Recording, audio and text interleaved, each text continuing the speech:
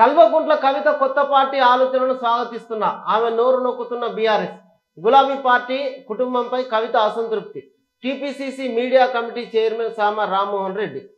ఇది కల్వకుంట్ల కవిత ఇప్పుడు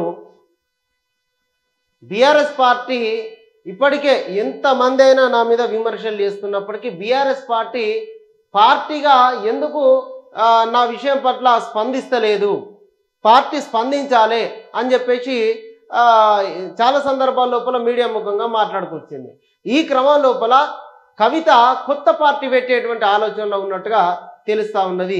కొత్త పార్టీ ఎందుకంటే ఇటు అన్నతోటి అదేవిధంగా ఇటు బావతోటి పార్టీ లోపల ఆధిపత్య పోరు నడుస్తూ ఉన్నది. ఇది అంతేందుకు పార్టీ నుంచి బయటికి పోయి కొత్త పార్టీ పెట్టి ఎన్నికలకు పోదాం అనేటువంటి ఆలోచనతోటి ఈ మధ్యనే ఆమె సామాజిక తెలంగాణ అని చెప్పేసి సెక్రటేరియట్లో పూలే విగ్రహం పెట్టాలని చెప్పేసి బీసీ రాగం ఎత్తుకున్నది. ఇక బీసీల కోసం మళ్ళా కవితే ముందుకు వచ్చింది. బీసీల కోసం ఆ పార్టీ లోపల కొట్లానికి ఎవరు లేరు, బీసీలు ఎవరికి కూడా అవకాశం ఇయ్యరు.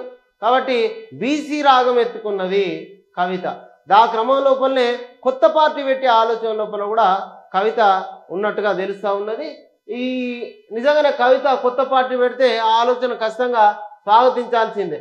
ఎందుకంటే కల్వకుంట్ల కుటుంబం పైన ఒక ముద్ర ఉన్నది. ఆ ముద్రను జరిపేసుకోవడానికి ఆ కుటుంబం నుంచి జర దూరం జరగాలనేటువంటి ఆలోచనకు వచ్చినట్టుగా కవిత ఉన్నట్టుగా తెలుస్తుంది.